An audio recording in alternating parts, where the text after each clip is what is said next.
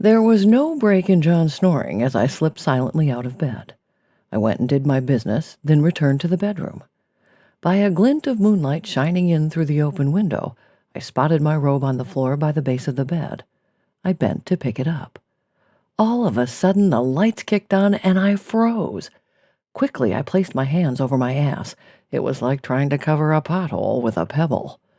I shrieked and jumped back into bed with my legs spread, hoping that the sight of my more appealing nether region would serve as a distraction. It didn't. "What the hell was that?" John cried. The long-dreaded words were still echoing in my ears when I felt him grabbing for my hindquarters. I scooted to the far edge of the bed, planting all of my weight on my butt, where it spread out beneath me, as smooth as creamy peanut butter on a warm English muffin. He lunged, reached out with his huge hands, and grasped me hard about the hips. With one fluid motion, he flipped me over, exposing my giant naked ass for all the world to see. I heard a sharp intake of breath.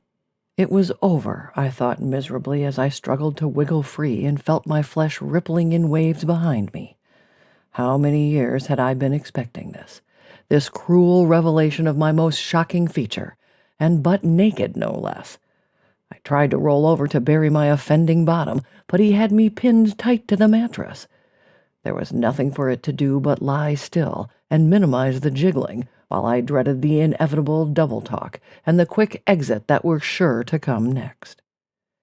Still, he was silent. I felt a warm breeze drifting in through the open window, tickling the soft hairs that covered my chubby, soft cheeks. It made my ass feel light and unconstrained, as if it had never been let out in the open before.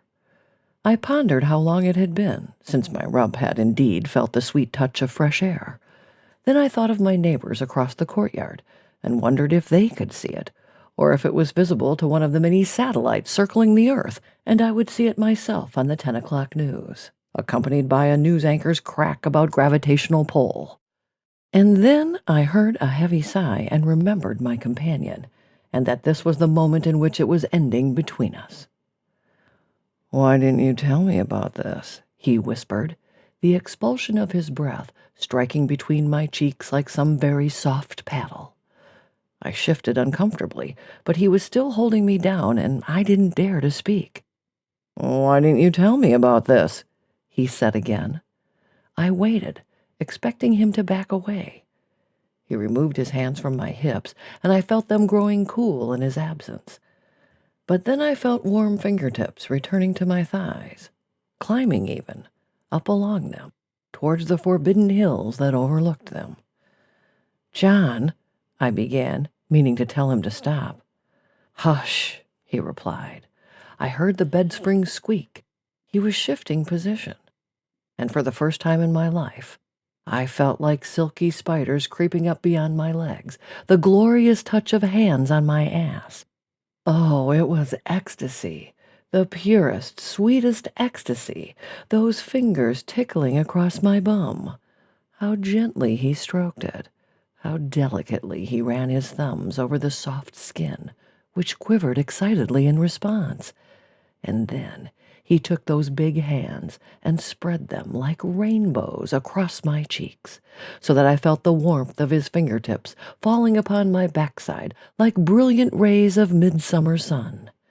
And before I had even adjusted myself to this wonderful new sensation, before I had even considered the possibility that my ass could give me pleasure as well as pain, he squeezed.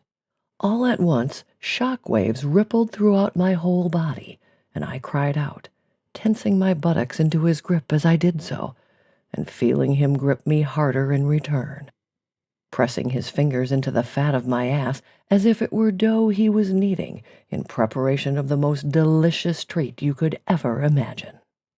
I heard joyous laughter. Most of it was coming from me.